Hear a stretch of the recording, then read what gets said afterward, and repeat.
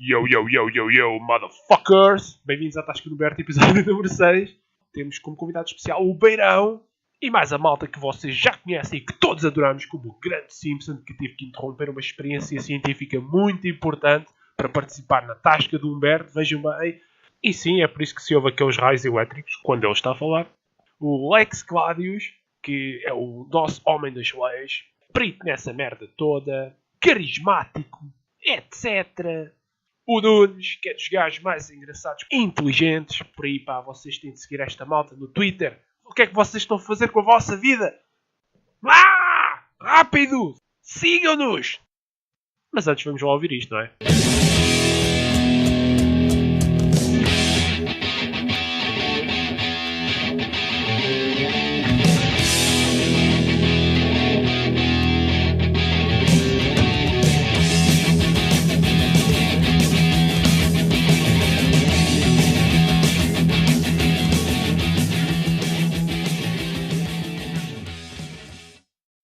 Beirão, apresenta-te aí, pá, diz lá quem és tu. Já agora, faz favor. Então, sou um jovem das Beiras. Basicamente, digo o que me vai à cabeça no Twitter. Sou contribuidor para uma publicação pan-europeia, que é o Defend Europa, graças também ao que escrevia no Twitter. Basicamente estou no mestrado de Relações Internacionais, eu sei, irónico. Ei, muito bem. Falo inglês, um bocado francês, um bocado alemão e sou basicamente também agricultor aos fins de semana. O que a gente se diz de agricultor aos fins de semana é agricultura normal, silvicultura, ou seja, sou uma mistura de coisas muito sofisticada e também mais tradicional, como queiram dizer. És um homem eclético. É verdade. Não, e de certa maneira está tudo interligado. Eu acho que é uma coisa que eu não. Sorry, não. E não é? Acho que não, acho que é muito fixe, meu. Eu não sei, ao fim e ao cabo. Eu tenho acompanhado e eu aprecio bastante o teu trabalho. E curti bem o teu primeiro vídeo no YouTube. Foi assim aquela cena que eu vi. Pá, tens carisma e gosto da tua maneira de pensar, e a tua maneira de pensar levou-te até a participar num projeto, digamos, com uma voz que tem que ser ouvida, e de certa maneira acabaste na equação por mérito teu, e lá porque diz o que vai à cabeça é muito fixe, e tens aquela cena de és instruído e tens a humildade de dizer o que pensas, e é um pensamento muito sofisticado, e acho que é muito fixe. Um gajo, por mais tretas que diga, gosta sempre de ver um belo pôr do sol. Claro, é isso mesmo. Em relação ao não ter publicado mais vídeos, basicamente meteu-se as coisas todas da faculdade pelo meio e tal. Fazes bem? E há uma coisa que eu valorizo bastante. Eu gosto muito de dizer o que penso, mas também dou muito valor à minha privacidade. Tenho andado num braço de ferro, basicamente, entre os dois. Porque eu sei que se... vai um bocado de humildade à parte. Eu sei que se continuasse os vídeos, provavelmente ganhava algum mediatismo. Eu não sei se estou preparado ou quero esse tipo de mediatismo e atenção... Compreendo perfeitamente. Para cima de mim. Eu compreendo, porque também estás numa fase da tua vida que isso pode cair em cima indiretamente, sem vontade tua. Sim, é isso mesmo. Eu valorizo muito também a privacidade, chegar a um sítio e não reconhecerem. Acho bem. Coisas dessas não têm valor também. Acho que sim. É porque, ao fim e ao cabo, eu sempre achei que deve ser um dilema dentro. Eu nem penso assim em tipo de celebridades de internet que ninguém está interessado em ser, porque é um hassle muito grande para qualquer pessoa. Mas tipo ser aquela vedeta que vive dentro daquela bolha protegida por yes men, que perdendo o contacto com a pessoa que é igual a ti, acabas por ficar bué desumano. Eu de certa maneira acho que por exemplo, um exemplo idiótico como o Michael Jackson. De certa maneira, as várias condicionantes que ele teve, porque até acho que ele foi castrado quimicamente, segundo o médico, e a condicionante que foi obrigado a cumprir na vida, acabou por transformar aquele gajo naquele ser, à conta do mediatismo e à conta de quem acha que ele é algo que não pode andar na rua. Aí perde-se o tacto. Não só as pessoas que andam aqui, por exemplo, a idolatrar as estrelas, como por exemplo um Ronaldo, como exemplo leviano, e depois são marxistas culturais a defenderem a igualdade entre todos os géneros, que é das grandes hipocrisias que existem. Pôr as celebridades num pedestal tão grande também faz elas perder o contacto com a humanidade, depois passa para nós humanos que acabamos por adotar esses comportamentos por imitação, daí tantos reality shows na televisão. Claro, completamente, e começa-se a perder também um pouco a sensação de realidade. É uma coisa muito de nariz empinado, digamos assim, coisas que normalmente uma pessoa que tenha uma vida normal não faz, não cabe na cabeça de ninguém, na minha opinião. Claro, é um bocado como esta cultura muito... tu és um homem, nota-se pelos teus tweets. Eu sei que tu nem permites, nem eu quero estar a pôr palavras na tua boca, mas de certeza que tu és uma pessoa que gosta mais de conviver a nível pessoal do que seres aquela geração com a cara iluminada, sempre a olhar para o telemóvel no meio de trivialidades, mas obviamente também tens as tuas reservas na fase da tua vida onde estás e fazes muito bem. Sim, nada substitui o estar numa mesa de amigos, ou seja, a jogar cartas, ou sei lá, Claro. dar um passeio pelas montanhas, coisas dessas, em que normalmente não há sequer rede para começar, ou seja, obriga mesmo as pessoas a saírem do telemóvel, a não terem de usar o telemóvel. Conviverem. À partida, exato, são obrigados a desligarem-se do telemóvel. E ao fim e ao cabo é o que o nosso interior nos ensina, o interior de Portugal nos ensina, é deixar o telemóvel e viver mais um bocado o momento.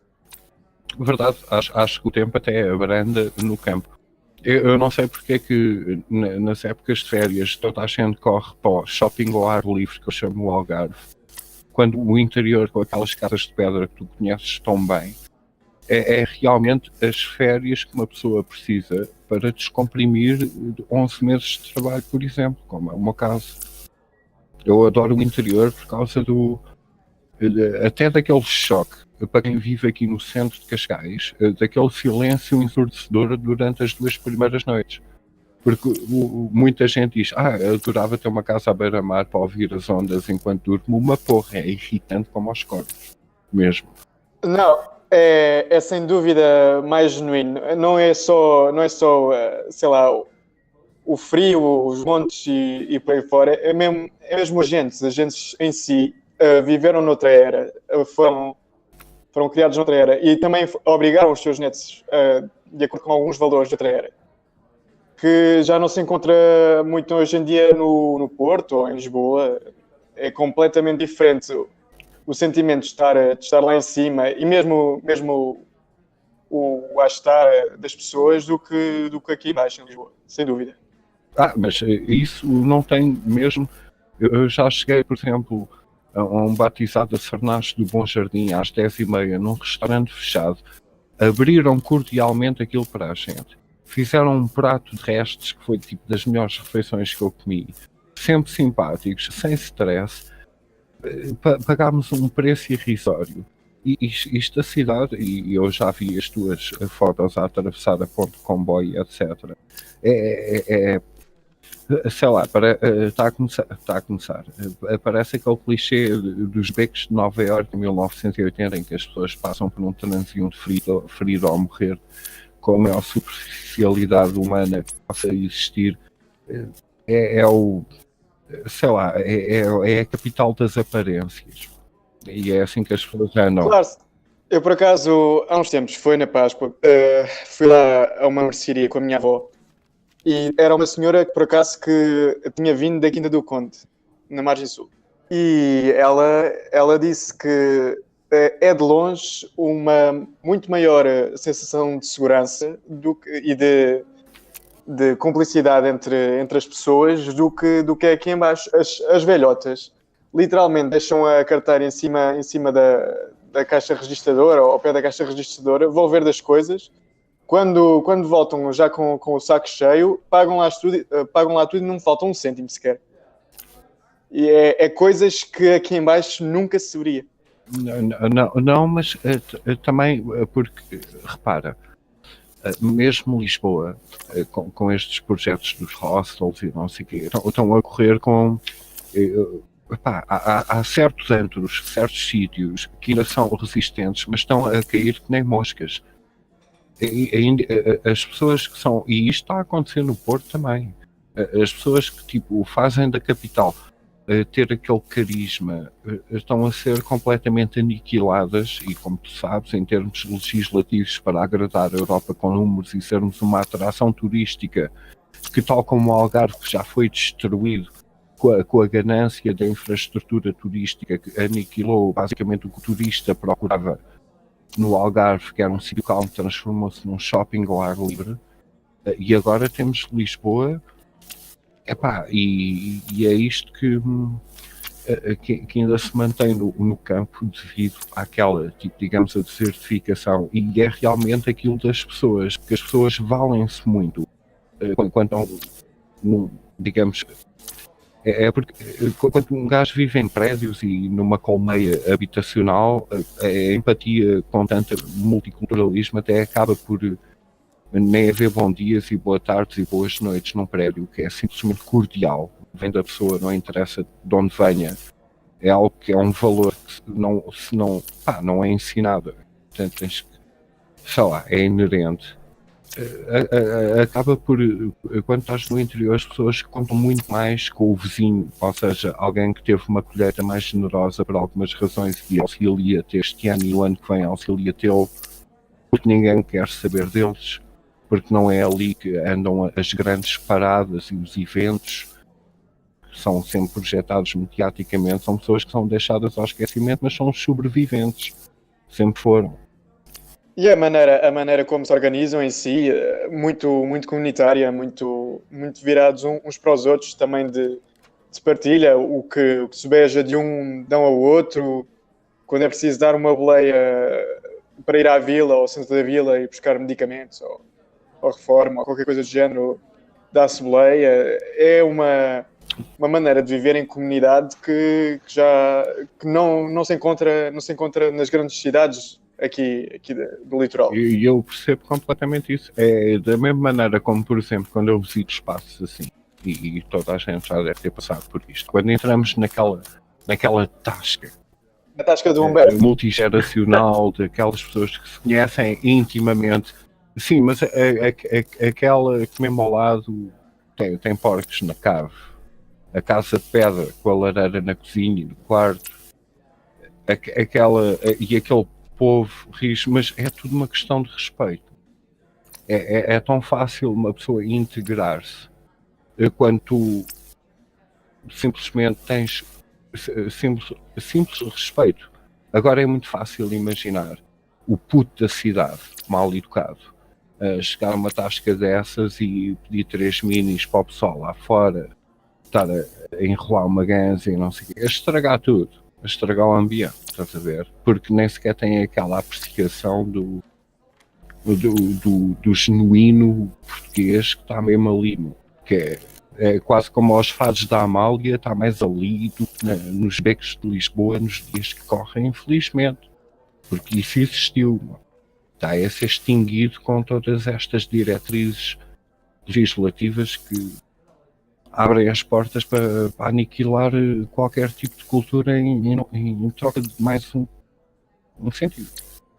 Sim, mas isso mesmo na maneira de educar as crianças no interior, nota-se que é muito diferente, muito mais ríspida, muito mais old school do que no interior. Há menos, sei lá, tolerância para certas atitudes. É uma espécie de rispidez mais corretiva, digamos assim. E a igreja ainda Não tem é- um papel muito grande no interior, que eu noto isso, de norte a sul. Sim, sim. Basicamente tu tens lá pessoas com os seus 70, 80 anos viveram a maior parte das suas vidas durante o tempo de Salazar. É normal que Yeah. transpire um bocado para cima dos filhos como dos netos. Por isso é que em Eu certa não, medida... eu não disse isso de forma crítica. Sim, nem eu. É por isso que, de certa maneira, é que transpira para os filhos e, consequentemente, para os netos. É uma maneira mesmo old school de criar os filhos e os netos, basicamente. Mas eu digo que eu gosto desse valor. Pá. Eu não sou católico romano nem cristão, mas eu gosto. Eu participo, eu vou ao batizado, passo o fim de semana, que se lixe, e nem sequer acredito na cena, mas gosto de estar no evento, sabes? Acho que é muito. É outro tipo de comportamento, pá. Eu concordo completamente contigo nesse aspecto. Eu, por acaso, às vezes digo sempre no gosto que deviam ter feito os 12 novos estádios do Euro 2004 no interior para combater a desertificação, mas ao mesmo tempo. Mas também é invadido por turismo rural e investimento estrangeiro que acaba por. Enfim. Eu estou-me a lembrar de uma notícia, já não sei quantos meses é que aquilo tem, mas basicamente estavam a falar dessas aldeias de xistos históricas de Proença e de Vila do Rei para cima até Piódão. E estavam a falar sobre as pessoas que viviam lá. E pronto, uma maneira de conseguirem mais rendimentos era vendendo os seus produtos locais que eles criam lá na terra, couves, abóboras, pronto, mel, aguardente, esse tipo de coisas que fazem nas nossas... Aquilo que a Azai adora. Sim, exatamente. Que aprende tudo. Multado. E basicamente, não sei se era o Turismo de Portugal, se era qualquer coisa do género. Pronto, uma entidade pública estava-se a queixar que as pessoas não conseguiam, não tinham rendimentos extra, porque as pessoas não vendiam os produtos, as pessoas davam os produtos a quem passava por lá. Ou seja, estavam a tentar transformar uma coisa genuína de, sei lá, de bem receber e por aí fora numa coisa absolutamente capitalista, mais de lucro rápido, quando as pessoas simplesmente queriam era partilhar um pouco daquilo que faziam às pessoas que passavam por lá. Correto. Perante essa riqueza distribuída, qual é o teu comentário? É assim, as pessoas a economia nunca deve ser servida pelas pessoas, sim. Aliás, as pessoas nunca devem servir a economia. Ou seja, a economia está aqui é para nos servir. Eu sei sim, devia-nos servir a nós, claro. Exatamente. No entanto, o paradigma dos últimos, não direi 40 anos, sei lá, 30, 20 anos, quando se começou a incorporar mais em Portugal, basicamente nós é que temos servido a economia. Ou seja... Eu diria que se calhar é mais a prostituição pelo financeiro, porque a economia é um parasita das finanças. Eu tenho a certeza que já deves ter ouvido muitas vezes o termo que a economia não é financiamento, não é tipo... O mercado financeiro e a economia são duas disciplinas diferentes. Sim, sem dúvida.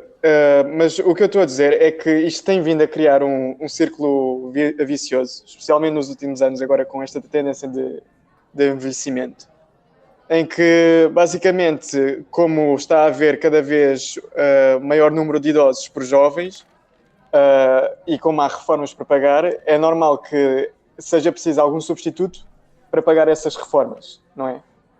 E vai existindo uma necessidade cada vez maior de estabilidade para a segurança social que não pode ser providenciada pela nossa economia, pela nossa demografia, e pronto, tem dado origem ao atual paradigma que tanto Portugal como a Europa em geral tem estado, que é cada vez mais imigração até ao final, até ao cabo. Até o quê? Mas a gente sabe que esta migração não vem para aqui quando são acolhidos, até se calhar contra a sua vontade em relação ao país de destino.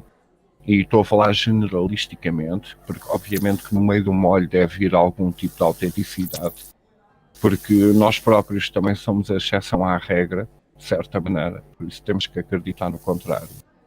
Mas eles vêm para aqui de mão estendida exatamente a este sistema da segurança social, e vou dizer muito sinceramente, eu acho que todos nós pensamos os nossos filhos assim à noite, mas nunca dito publicamente que tipo do maior parasitismo financeiro em relação aos cofres da segurança social é uma data de gente que tem assento parlamentar com acumulação de cargos, mais grandes chefes de Estado do Exército, que até foram os carrascos de alguns combatentes no ultramar a mandá-los avançar sem uma tática legítima e etc e tal, que sugam os recursos de uma forma tão gigantesca que o corte é sempre na carcaça, por assim dizer.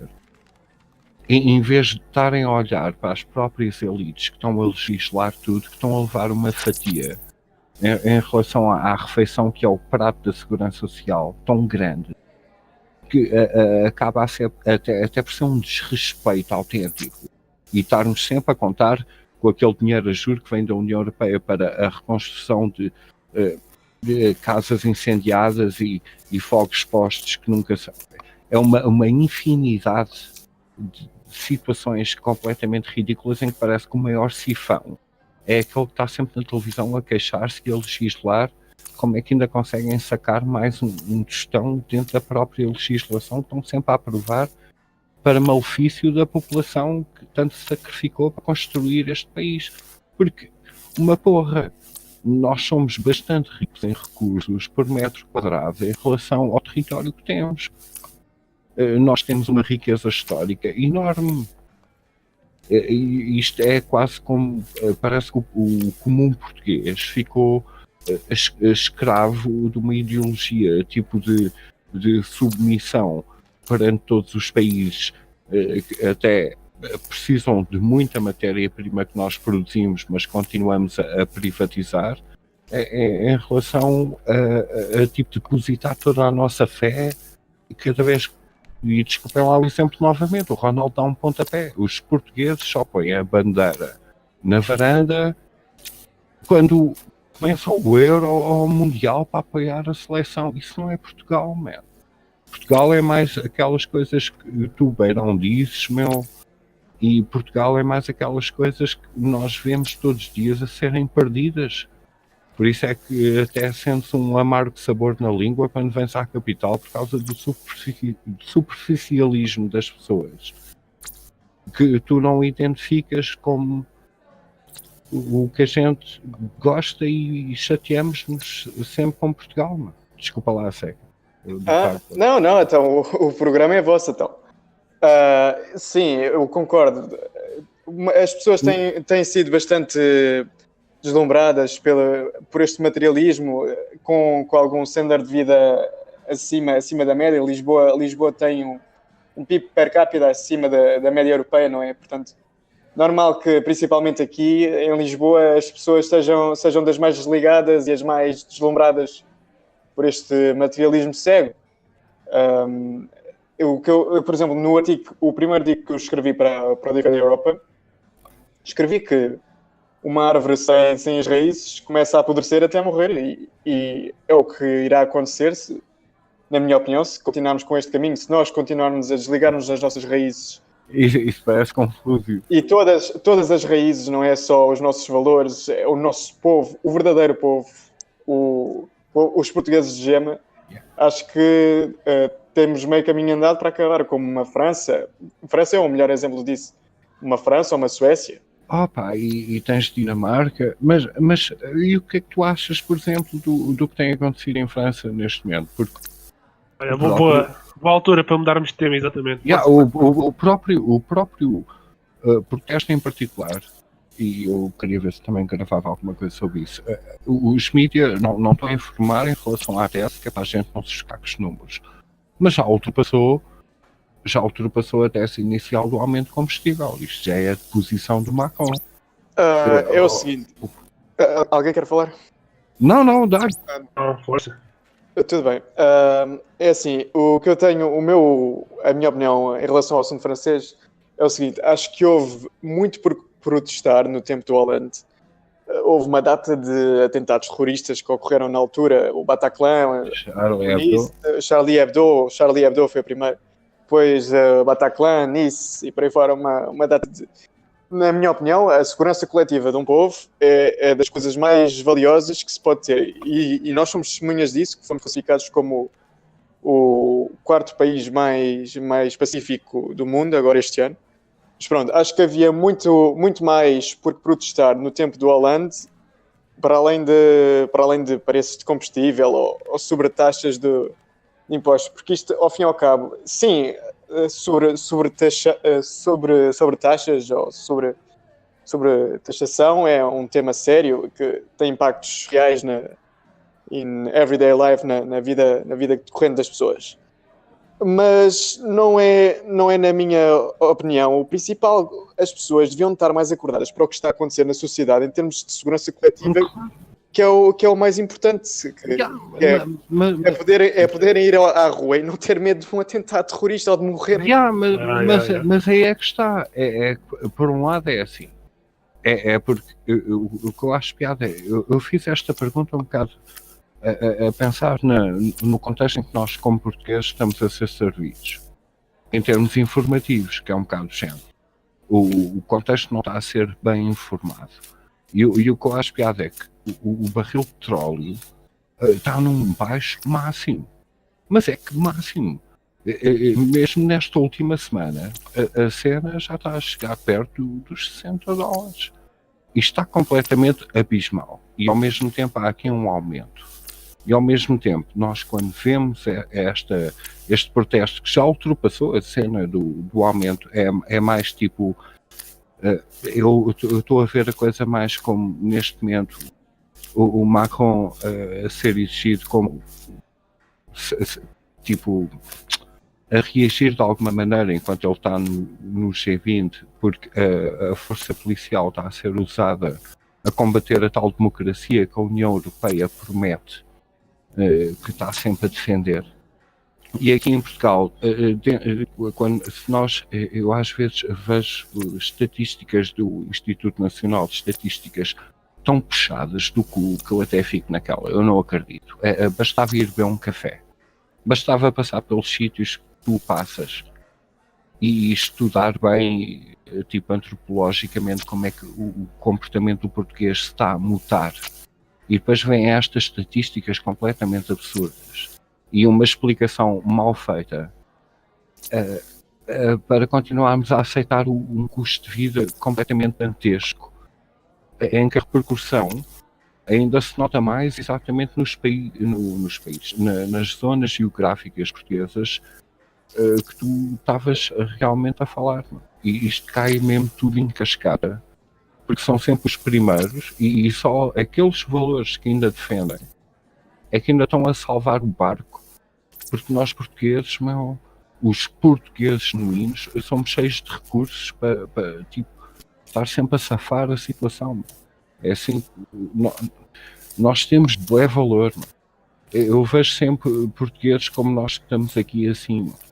Eu acho que as pessoas também em geral, isso é a minha perspectiva, são muito brandas. Em segundo, não sei se é para não se estarem a chatear, por exemplo, basta ver para as nossas taxas de voto, que têm uma abstenção abismal. Eu acho que há muito desinteresse também pela política, há muito desinteresse, não sei porque é que esse desinteresse se é por desilusão, se é por acharem que não tem remédio, falta de esperança, mas... Eu acho que é um bocado. Acho que as pessoas em geral já perderam muito a fé na política interna e estão-se maribando desde que é para fazer a vida normal deles sem muitos problemas. Acho que podem continuar assim desde que não se levante grandes pedras no caminho. O que estás a dizer é um bocado deixar andar. É isso mesmo, deixar andar. As pessoas... Pronto, mas tu não operas nesse ritmo. Isso é que estás aqui. Não, e também porque tinha familiares que estavam sempre a chatear que se eu continuasse a escrever aquelas coisas no Facebook não arranjava emprego, portanto, por isso é que vim para o Twitter. Ainda bem. Epá, eu aprecio bué o teu trabalho, mesmo. Epá, começou como estar ali a mandar as postas por escada quando vinha alguma coisa mal, é falar e pronto. E pronto, tem dado no que deu. Já, pronto, sou contribuidor para o Defender Europa, vou ocasionalmente escrevendo para lá, escrevendo de vez em quando por assuntos nacionais, outras vezes assuntos europeus. É uma coisa que me dá gosto. Não sei se tem muito efeito a nível nacional, pelo menos a nível europeu dá um bocado mais de noção. Sim, de relevância, de noção. Também não somos os únicos. Isto é um esforço coletivo, porque ao fim e ao cabo os países europeus, atualmente do oeste da Europa, estão mais ou menos a sofrer os mesmos problemas. Portanto, acho que se combatermos os problemas em coletivo, como os problemas também estão a vir de um coletivo, acho que não nos faz mal nenhum. Acho que até é bastante vantajoso. Assino por baixo tudo que acabaste de dizer. Agora queria... Desculpa, foca posso? Só 37 segundos. Este clipe. Ok. Sim, mostra lá então. Vamos lá ver. Eu continuo um bocado renitente em relação à autenticidade deste clipe. Mas eu acho que esta treta, man, em relação à União Europeia... Sim. Isto é notificação. Ok. Meant to be the legal framework on which the participating countries commit themselves to build new legislation.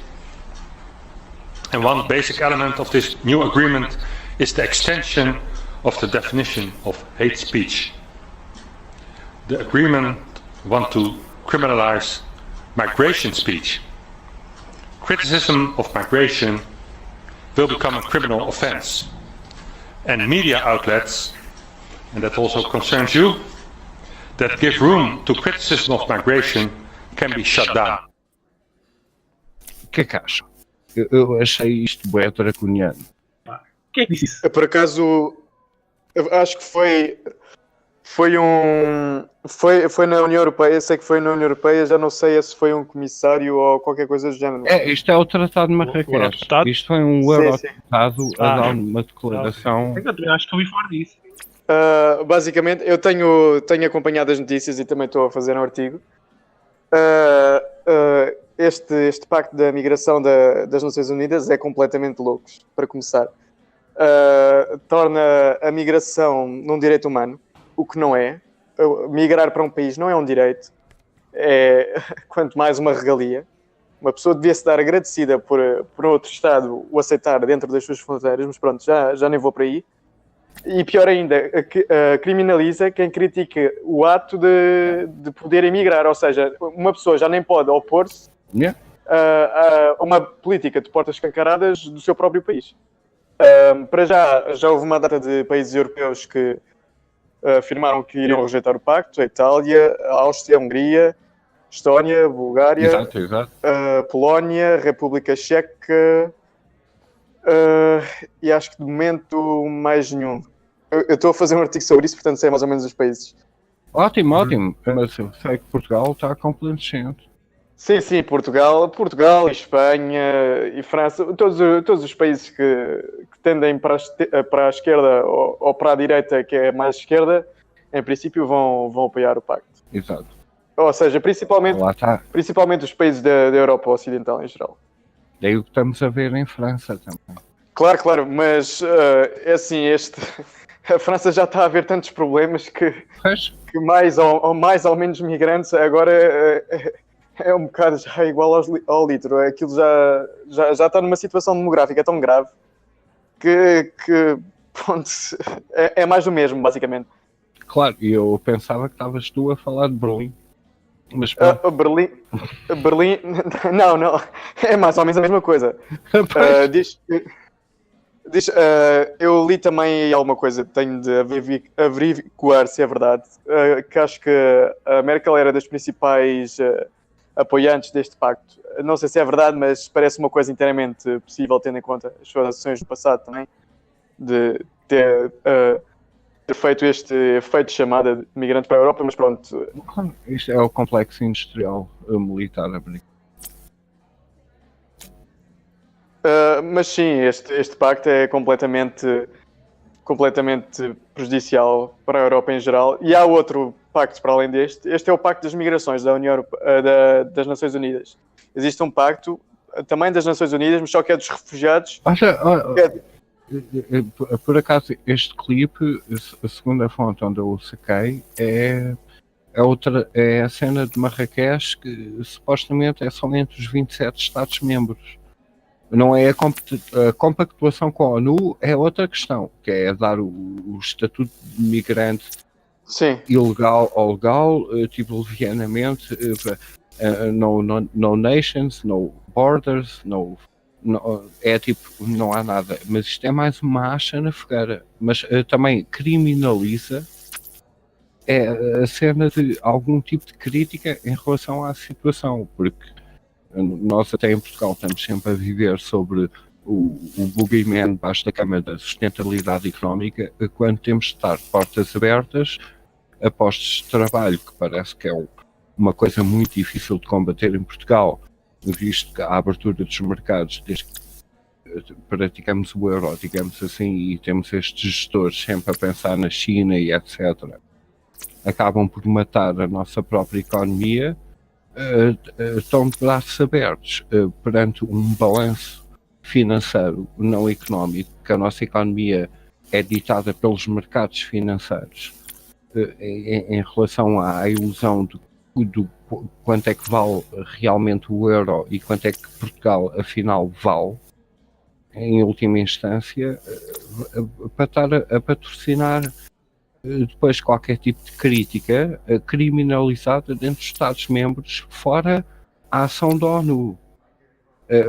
Porque eu posso estar completamente errado, corrijo-me, mas o pormenor da ONU que tu estás a escrever, ótimo, e estou super interessado em ler. Isto é a cena do Tratado de Marrakech, que é os 27 Estados-membros têm que assinar. Que é mais uma pisada. E isto junto com o artigo 13 é uma maravilha. Nem na net, nem na televisão, que é a implicação. Agora podíamos mudar de tema. Podíamos começar a falar sobre o artigo 13. Eu sei que o Lex tem aqui coisas a dizer sobre esse artigo. Se eu quiser. Não, mas agora... Sim, ok. Bem, é assim, o Tratado de Marrakech também é mais ou menos nos mesmos moldes. Pois é. Basicamente acaba por dar tudo ao mesmo, que é fronteiras abertas, não é abertas, mas é praticamente abertas, e criminalização do discurso anti-imigração, ou seja, as pessoas basicamente agora... Com um abre as portas e o outro fecha-te a cela. Um abre as portas, o outro fecha-te a boca mesmo. Portanto... Não, mas criminalizar é mesmo pena de prisão. Sim, eu concordo que é um problema, aliás, é um tratado que vai basicamente diminuir as nossas liberdades, mas temos de ter em conta também o contexto do nosso país. Esse tipo de legislação é super ineficaz aqui em Portugal. Para o mal e para o pior, os nossos tribunais estão completamente entupidos com porcaria, digamos assim, dessa. Ou seja, mesmo que uma pessoa critique abertamente migração, a não ser que sejam figuras políticas, devido muito que o povinho em geral, digamos assim, que vá preso por causa disso. Acho que esse tipo de leis normalmente nunca são aplicadas em Portugal. Não, é preocupante. Mas podem fazer de alguém. Exemplo. Sim. Alguém, mesmo dentro do nosso compasso, servir de exemplo, ser altamente mediatizado, que é o mecanismo que está na posição, e descorajar toda a gente de repetir a proeza, como até está a acontecer com o Want do YouTube por causa do artigo 13.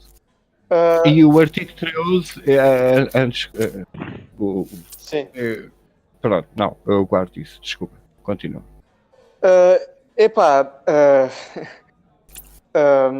Já não é nada de novo em Portugal. O que eu estava a querer dizer era que mesmo que tentem prender alguém, há de haver sempre alguém que sirva como exemplo que sei lá, travar esse tipo de coisa. Eu não gosto de estar muito, isso é um bocado Black Pill, estás a entender? Acho que é mais para assustar as pessoas. Claro. Acho que em sociedades como o Reino Unido, mais orwellianas, digamos assim, como aconteceu com o Tommy Robinson, acho que em sociedades Exato. mais Eles eficazes estão na linha da frente. aplicar esse tipo de legislação aí, sim, concordo perfeitamente. Aqui é mais difícil de se ver, digamos assim, mas é uma coisa em que temos de continuar a pôr os olhos nisso, que Claro. é preocupante. Sim, sim. Não, mas lá está. É que mesmo como está a acontecer na Inglaterra, até uma ofensa a um político publicada num formato digital já dá pena de prisão. E não é à toa. Calhar aquela panela de pressão ferveu tanto que a válvula abriu para o Brexit, mesmo sendo o acordo não vantajoso para a Inglaterra a curto, médio prazo, por assim dizer. Mas mesmo assim, obviamente, podia ter sido um bocado melhor, mas passando à frente, esta supressão que vem aí, em termos de discurso, basta um caso mediatizado à brava, porque nós próprios duvidamos, e tu és um deles, da relevância que os mídias dão a certos tópicos para abafar os tópicos que, por exemplo, nós discutimos no nosso nicho e temos humildade para saber que tipo, não somos assim nada influente em termos de informação, mas simplesmente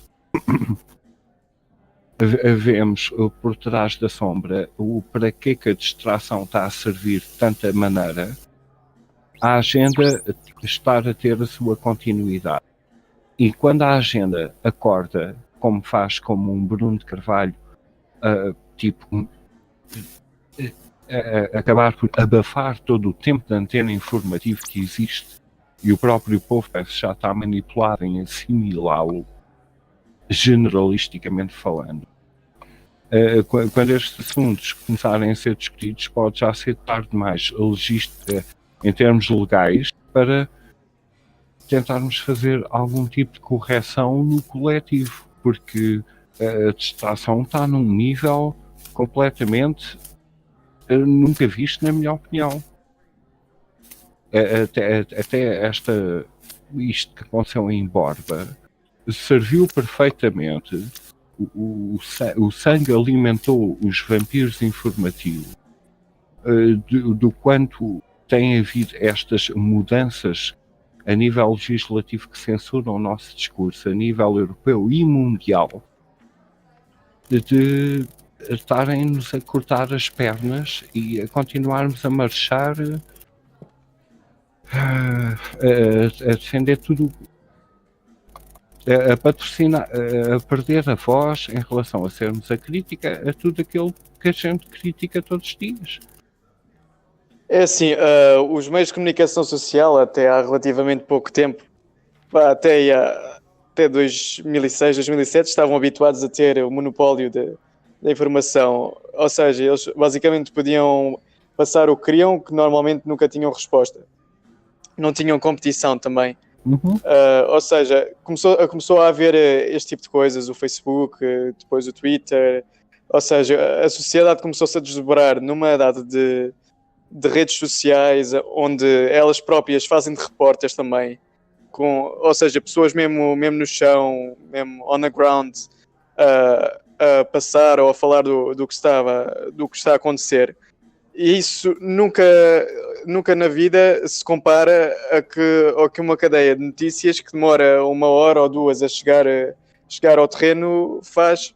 Além do mais, nas notícias há sempre várias caixas de comentários, ou seja, para ter o feedback, a não ser que sejam meios de comunicação totalitários, não é? Onde as pessoas dizem, isso não foi bem assim, vocês estão a dizer isto de uma maneira muito subjetiva ou muito imparcial. E isso tem irritado cada vez mais os meios de comunicação social, que para além de verem a versão deles completamente desmembrada, aniquilada, sim, por coisas muito mais factuais e genuínas, ou seja, é o povo o povo a dar mesmo a sua expressão e não uma pessoa que não tem raízes a determinado acontecimento ou a terra, uma coisa que aconteça mesmo no local. Claro. Eles próprios são obrigados a dar uma notícia no dia seguinte por ter sido tão agitada nas redes sociais na véspera. Quase como, tipo, em vez de passarmos um atestado de incompetência a nós próprios, vamos, tipo, a contar a nossa versão desta notícia, que já é tão notória que temos que a transmitir, mas, tipo, 24 horas depois, mínimo. Sim, e agora estás-me a fazer lembrar também aquela arrogância, o comentário super arrogante que aconteceu na SIC Notícias, que foi o estagiário, provavelmente, escreveu: se é para o artigo 13 acabar com este tipo de parasitas, então, como é que é? É bem dito o artigo 13, exatamente, uma arrogância extrema. Foi uma coisa que, a mim pessoalmente meteu mesmo nojo. É porque não cabe a um organismo que se auto-intitula de informação. Eu não sabia que isso era real. Estar a pensar que pode comentar de uma forma partidária, digamos assim, em relação a um tópico, em vez de, porque nós esperamos que a informação seja neutra. Mas aquilo estava completamente, aquele comentário foi completamente offside. Tem aquela agenda em mente. Por isso é que dos maiores comentários que apareceram em todas as redes sociais foi tipo alguém esqueceu-se de fazer sign out da conta da SIC Notícias, porque é mais fácil assim até tentar racionalizar uma coisa dentro de um organismo de informação que se considera factual, estar a opinar num campo de uma forma tão egregious, sei lá, às vezes sim, uma palavra.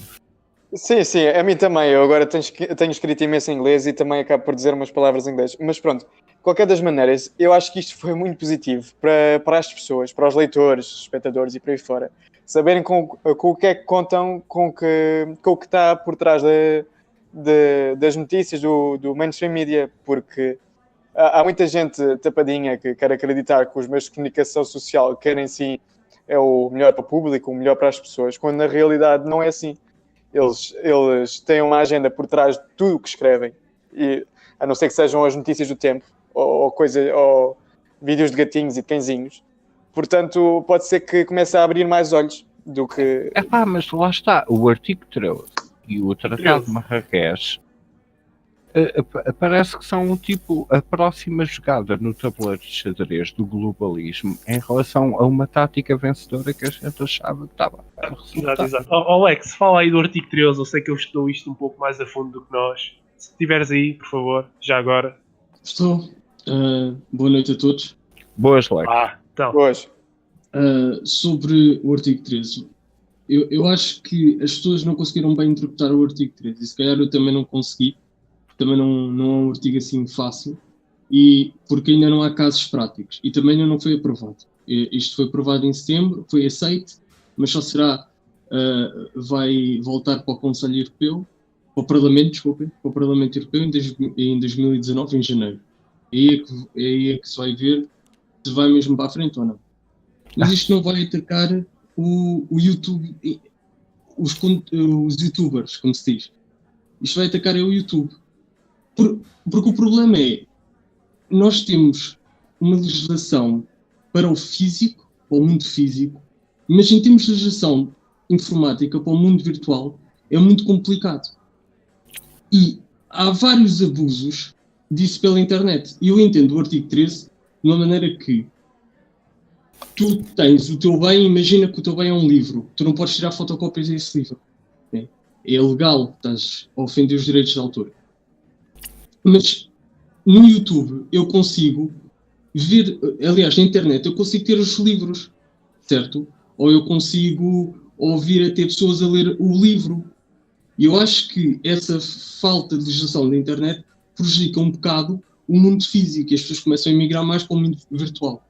E acho que o artigo 13 quer tentar criar uma barreira nessa situação. Isto é, não quer dizer que os livros não sejam postos na net. Mas os sites que vão pôr os livros têm de pagar os direitos, ou têm de pagar uma parcela significativa sobre esse livro. E acho que é isso que vai mais ou menos acontecer com o YouTube. Que é, os youtubers usam músicas e cada música que seja utilizada, o YouTube vai ter de dispensar algum dinheiro devido a essa música e pagá-la. Não quer dizer que, se calhar, o YouTube o que pode fazer é que o YouTube acho que paga os youtubers e pode retirar um pouco do dinheiro que ia para os youtubers daquele determinado vídeo e mandar para a cena lá da música, pá. Tipo para a Sony ou para qualquer outra, tem os direitos dessa música. Eu acho isso bem, porque depois também é mau. É a publicidade.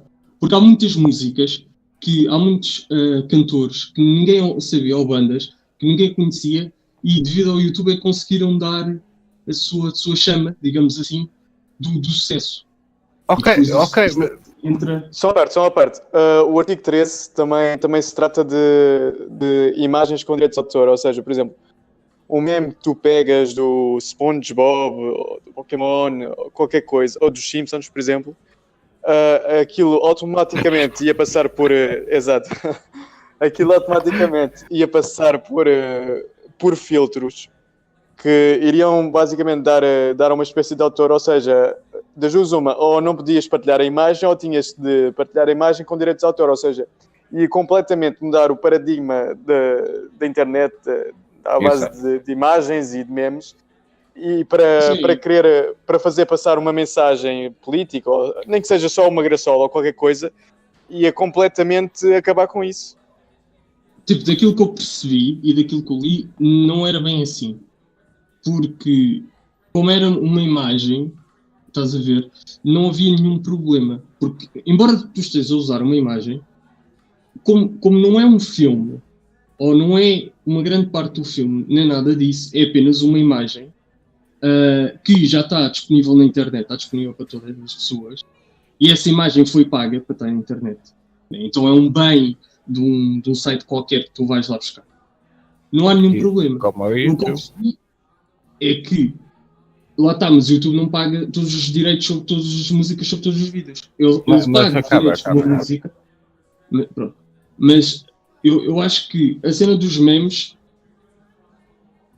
acho que eles vão eliminar memes ofensivos. Isto é, imagina que tu tens um BMW e fazes um meme com um BMW num caráter depressivo, de meteres a marca abaixo daquilo que ela é. Entendes? Imagina, o pior carro que eu já comprei.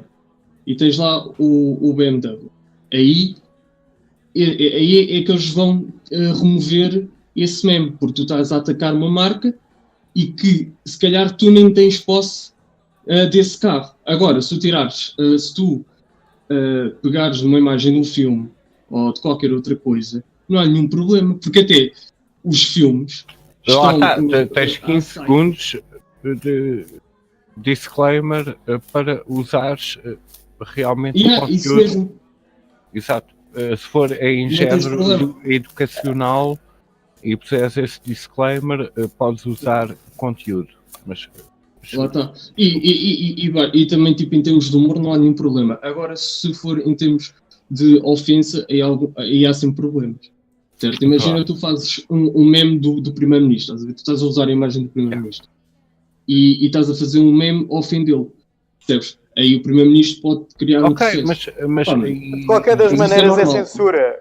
De qualquer das maneiras é censura. Vai completamente alterar a maneira como a internet... Aí já estamos a entrar no direito penal. Porque tu estás a ofender uma pessoa, isso é crime. Seja em termos virtuais... Ofender uma pessoa é crime? É. Difamação é. Ofender uma pessoa não é uma coisa. Ofender não é. Difamar é. Agora, ofender não é. Ofender é. Se toda a gente se ofendesse com uma mínima das coisas... Se tu me ofendes, eu posso meter um processo em cima. Não, eu acho que o que está aqui a ser discutido é como dizer... Por exemplo... O António Bosta é um complemento aos poderes da União Europeia, é uma ofensa, mas não deve ser criminal. Agora, quando o gajo diz eu devia cortar a cabeça ao primeiro-ministro, Sim, lá porque pronto, aí Ou as coisas então entram num usar racismo, entendes? Tipo, usar um tipo de racismo. Exato, mas Não, uma mas coisa- a subjetividade é que é a armadilha da legislação. E, Alex, Lá está. tu como operas dentro do sistema legislativo, tu sabes que, de certa maneira... Eu não opero no sistema legislativo, eu opero no sistema judicial. Claro, mas mesmo dentro do sistema judicial, a forma como tu consegues transmitir a tua interpretação de leis que às vezes são subjetivas, tu operas dentro da subjetividade legislativa. Tu és um especialista em semântica. Claro. Tu consegues...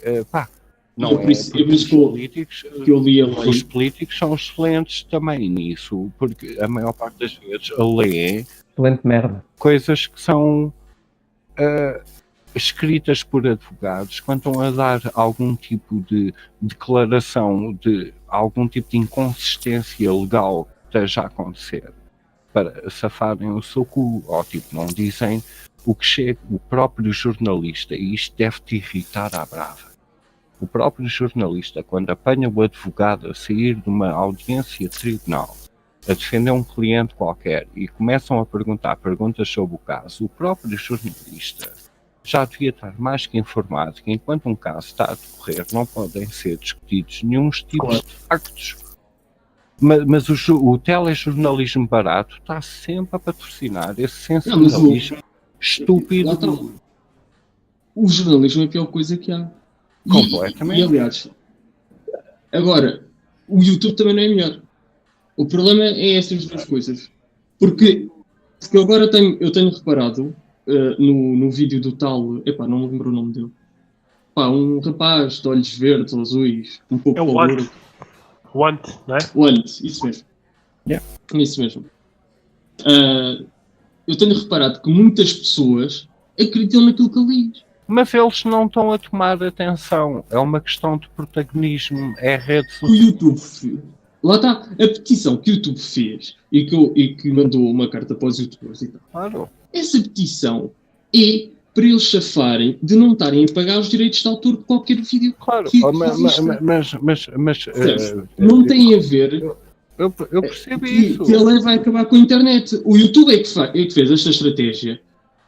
E para tentar uma petição, e já tem para aí 4 milhões de assinatura, e cada vez vai ter mais, porque consegue, ninguém, tipo, as leis são complicadas, não é? Se as leis fossem fáceis de interpretação, não havia cursos de direito.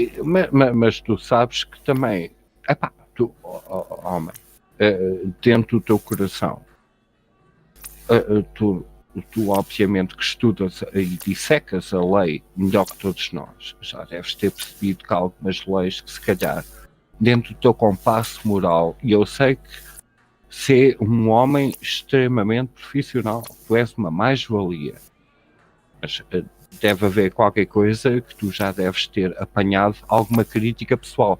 Não quer dizer que tu a estejas a exercer a nível pessoal profissionalmente.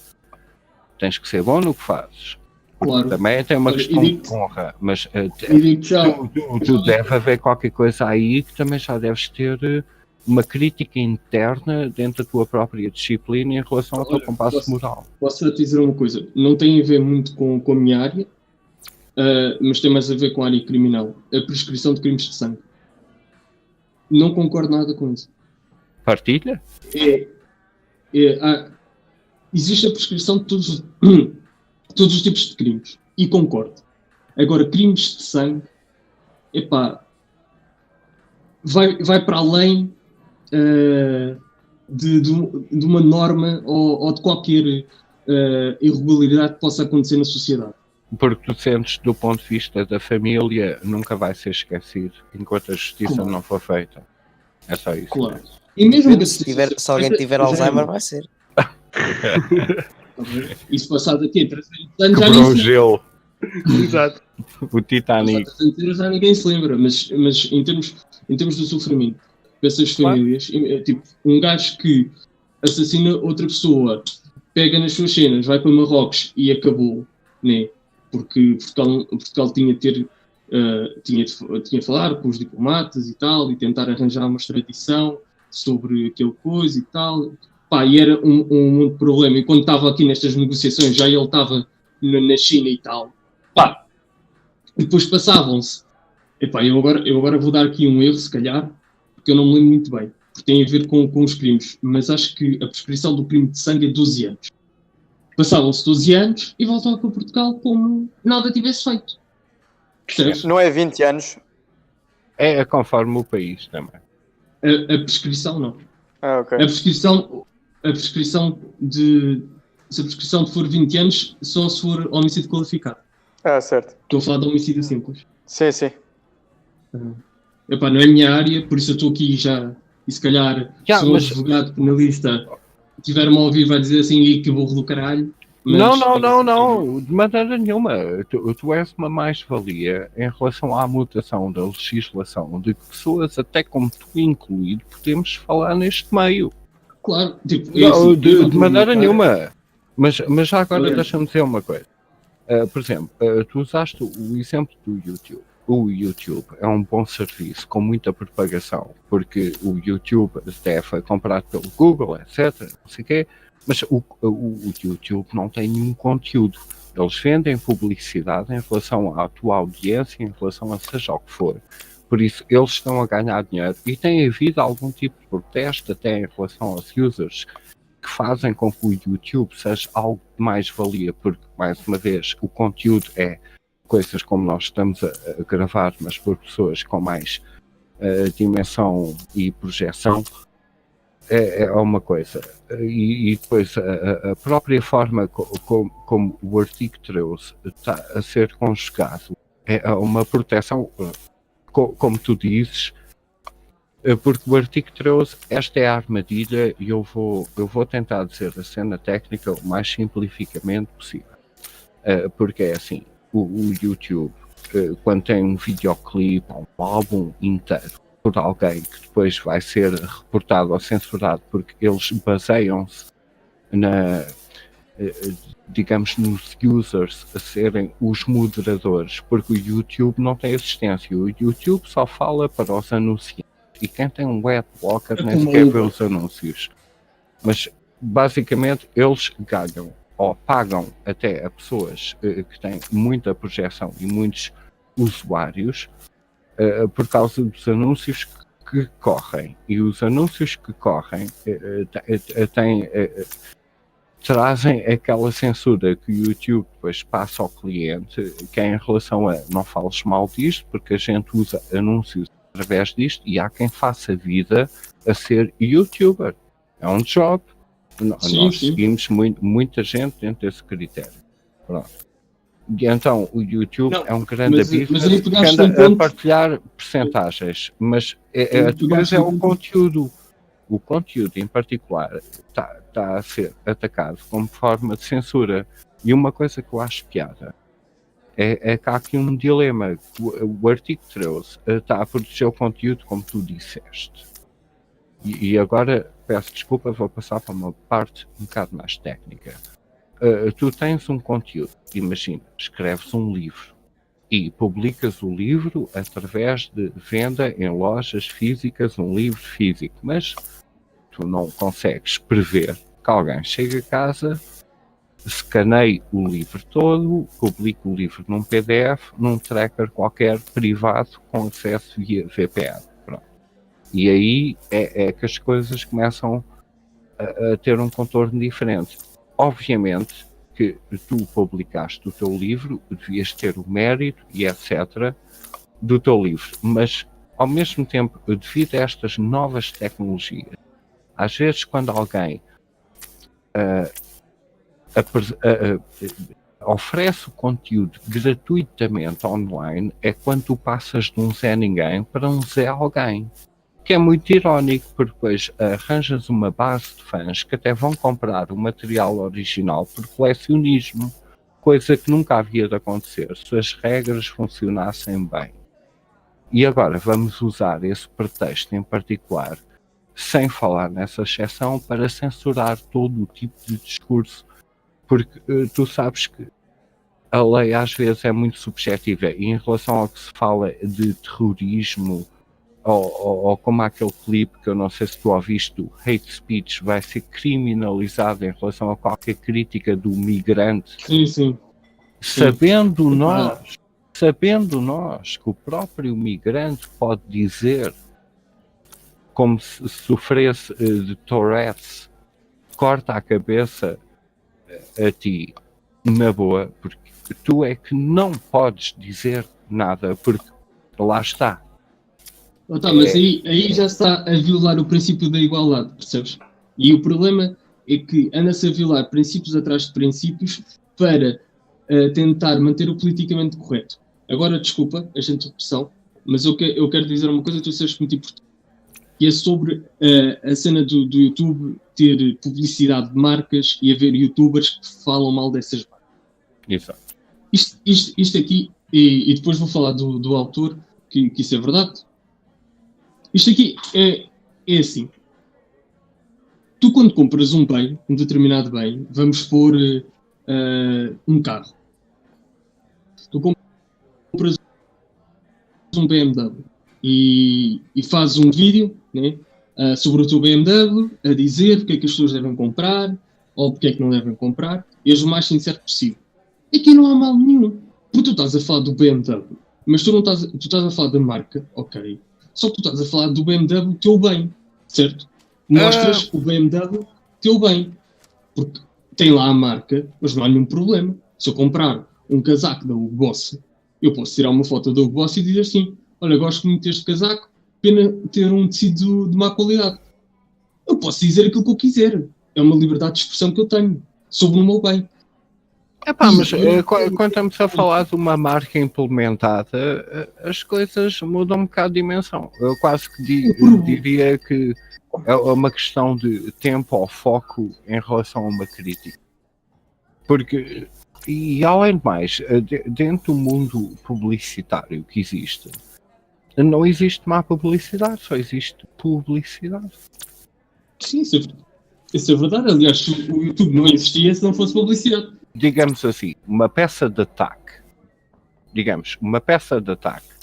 é obviamente tendenciosa no lado contrário. Agora, se tu quiseres dar uma crítica do ponto de vista neutro, só que a própria lei começa a ser tão vaga que estas linhas dividem-se.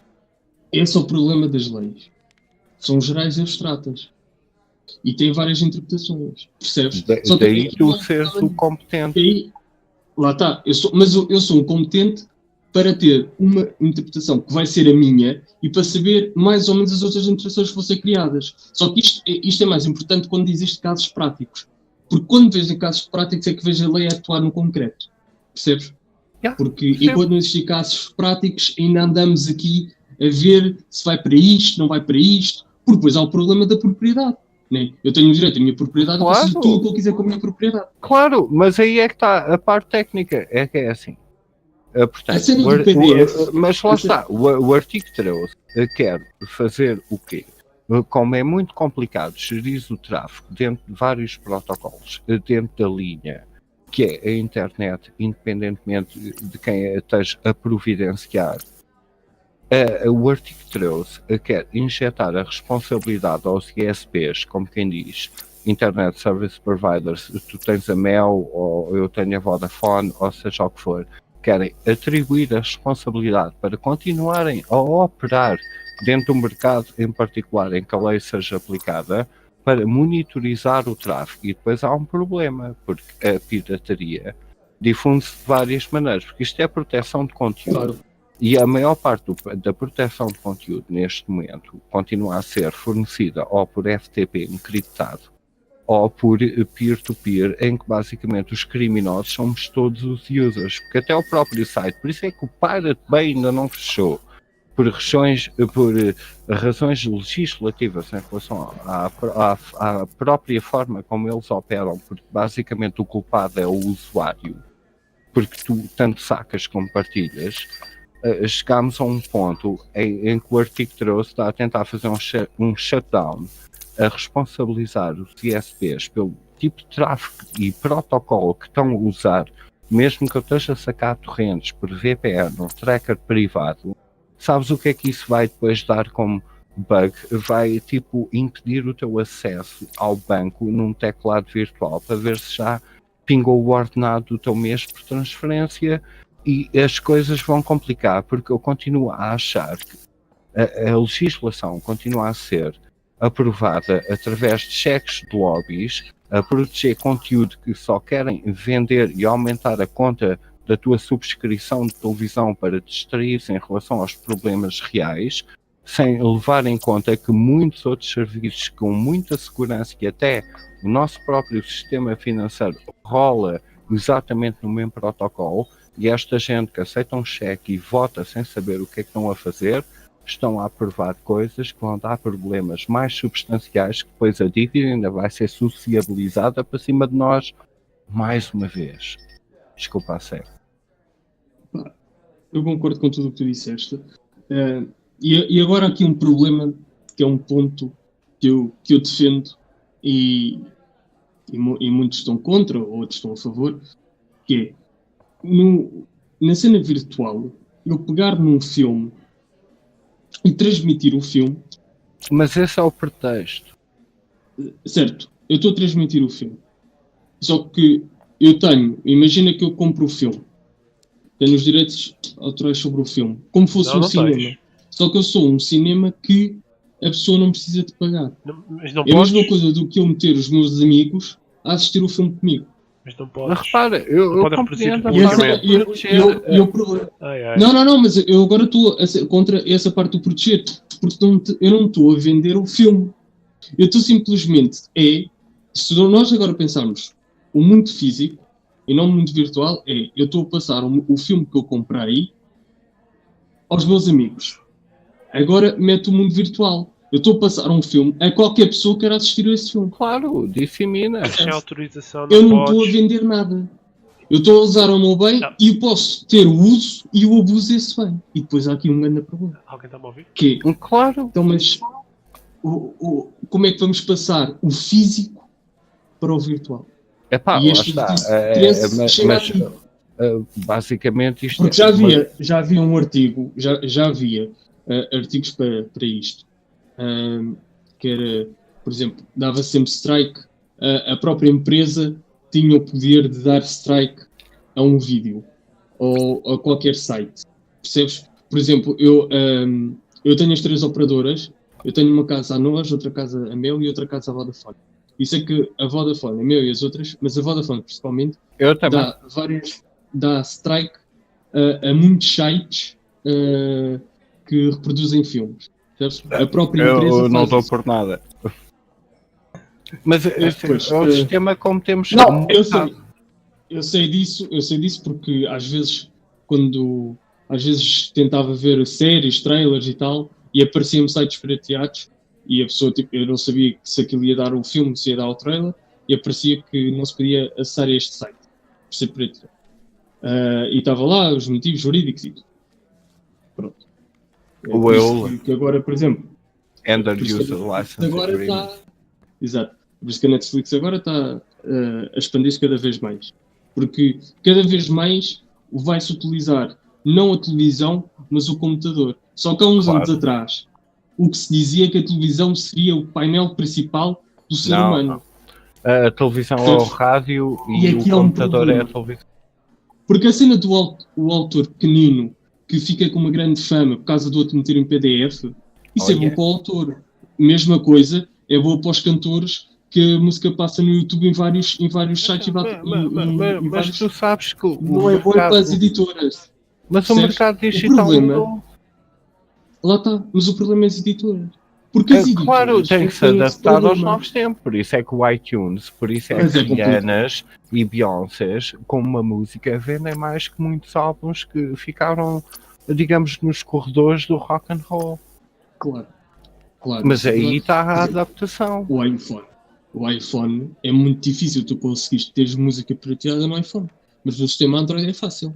O quê? É. Mas, que mas, usam, mas isso é desde o momento que estás a reduzir a uma plataforma, porque eu estou à frente do meu PC, mano. E sinceramente, sim. eu Mas eu estou a dizer não que- vou entrar em pormenores, mas epá, tipo,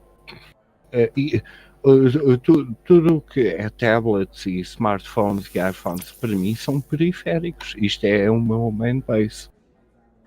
Sim, mas sabes que cada vez as pessoas utilizam mais telemóveis do que próprio computador. Mas as Eu tenho muitas pessoas pessoas- não são como tu nem como eu. Sim, Por isso é que tu estás aqui, Eu estou a dizer. Mas aí é que está o problema. É que nós estamos. Por mais, tu já reparaste, por exemplo, nós estamos aqui a ter uma discussão saudável, como sempre, a discutir problemas e pormenores da treta que tu podes sair à noite e eu saio agora de casa e vou a qualquer sítio. Ninguém está a discutir nada desta merda. O problema é completamente outro. Isso que se torna bem, mas o que eu vejo é que é exatamente este tipo de discurso. Está a ser tão vagamente aprovado, de maneira a que seja legalmente, e eu vou dizer mesmo, Lex, grande Lex, O maior. se arranjar algum tipo de problema por causa dos podcasts que eu gravo ou esteja aqui a participar ou qualquer coisa, o que é que tu sejas o meu advogado, man? Tu pareces o advogado. A sério, eu pago, man, na boa. Mas, Não, please. não pagues nada. Não pagues nada. Tu Eu faço parece. pro bono. Não é isso. Não. Eu respeito o teu valor. Mas é uma questão. Tu pareces Mas o advogado do Ernest Sandel, que é uma epopeia que eu não te aconselho a perseguir, porque eu sei as tuas origens, mas tu és uma mais-valia. Se alguém alguma vez neste. Até me custa a chamar movimento, como seja, se meterem apuros legais por simplesmente dizer letras do abecedário numa sequência, eu vou contar contigo, eu vou te contactar, meu. Eu não estou a brincar contigo, meu. Tipo num cenário apocalíptico. Pronto, mas. E podes contactar. Por acaso há uma cena que nós, por lei, os advogados, somos obrigados a fazer pro bono.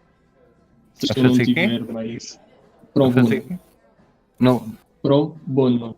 É uma expressão em latim. Sim. É basicamente dar de uma forma graciosa o nosso determinado serviço.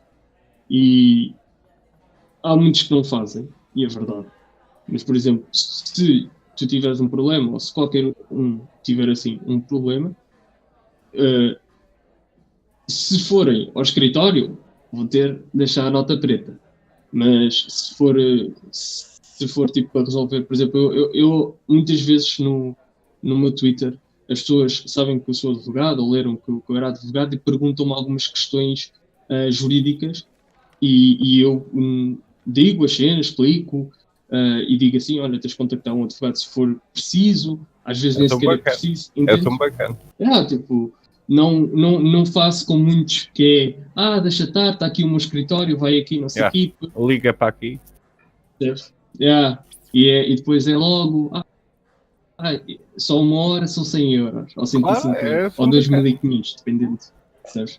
Tipo, eu não gosto disso, eu não gosto de explorar ninguém. Lá está, tu és um homem justo, man. Eu por acaso, eu sempre achei, eu nunca te disse o contrário. É um dilema existencial. Eu no teu lugar, meu Deus, man. Tipo, eu ia tipo a tribunal com uma capa a super-homem ou qualquer coisa, não sei, como é que um gajo consegue encaixar a tua ideologia pessoal, que é aquela que tu partilhas com a gente, porque mais tarde ou mais cedo, dentro da tua vida profissional, isto não é novidade para mim, vais ter que te corromper. Se é que já não o fizeste, podes não o querer admitir, mas por sucesso profissional dentro do sistema, por mais que a gente defenda, eu só digo, pronto.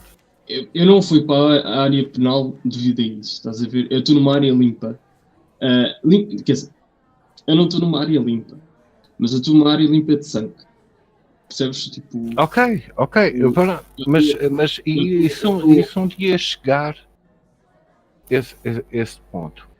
Que eu acho que é tipo. É algo que está um bocado inerente, não falado. Tipo, a chantagem legal que existe sempre que tu podes praticar algum tipo de greve e depois sabes que o mercado de emprego não está assim tão aberto como diz o Instituto Nacional de Estatística, assim, okay. E tu estás num sítio mesmo que é tu estás no ponto, mas lá está, eu desejo-te o melhor, man. Tu vais ter que se calhar também ir de contra ao teu compasso moral, porque é isso que eu sinto por causa do que tu praticas, porque representa um lucro e uma continuidade e uma prosperidade de vida que eu te desejo e que a mereces, mas fica assim, aqui por este lado, man. Eu como sou jovem e já tivemos esta conversa, eu ainda não fui a tribunal e também estou a estudar para exercer, estou a melhorar os meus estudos em termos de mestrado.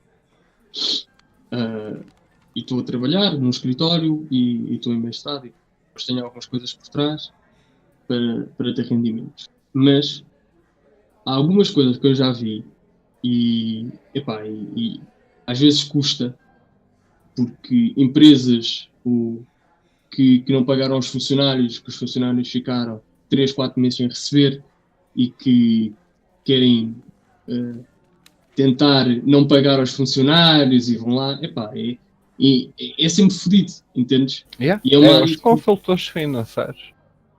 É o Percebes? trabalho deles. Eu percebo.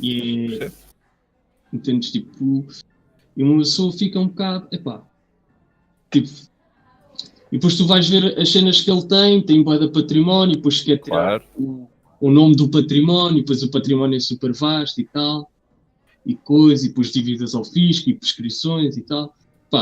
E as pessoas que ganham tipo 500 e tal euros nem vão ter os salários, nem atraso, percebes? Yeah.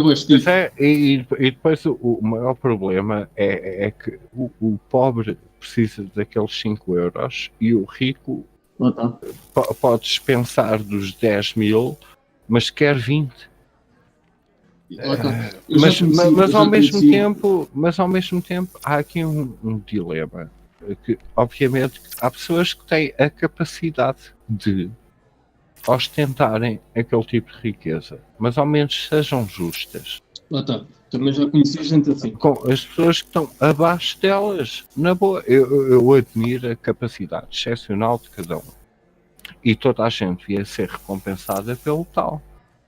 Agora, estarmos a pagar tipo 10 vezes mais perante o que nós achamos justo no nosso compasso moral, por incompetentes, e sabermos que as pessoas que continuam a movimentar a geringonça da treta, a fazer isto algum tipo de viável, são as maiores vítimas sob ataque legislativo, seja lá o que for que digam, em qualquer tipo de plataforma, já é mídia, é net, lá está, é o Marrakech para as mídias, é o artigo 13 para a net, porque depois tudo fica tão vago. Tu deves saber, de certa maneira, estudando a lei, que pós 11 de setembro, o termo de terrorismo mutou, ficou uma coisa tão vaga que é muito fácil, segundo o budget do advogado de acusação ou defesa, consoante a situação. Isso é um problema. Acusar alguém de terrorismo por causa... Mas é isto que eu vejo na lei que está a ser aprovada em Marrakech, e o artigo 13, vago. Tão vago que dá tempo dá espaço para operar dentro dos interesses globalistas que a gente está aqui a discutir. Eu posso dar 2 casos práticos sobre a cena do terrorismo e que não são aplicados da mesma forma. E podemos falar de etnias e tudo. Que o caso prático em Alcochete foi considerado terrorismo. E o caso prático do continente, acho que é no Alentejo, não sei bem em que zona, dos ciganos, que atacaram e estavam lá. e causaram também o terror. Percebes? E num Claro, é e tu terrorismo, sabes que no outro não. o termo cigano está proibido de ser mediatizado, não é? Lá está. E o problema Por lei. politicamente correto é este.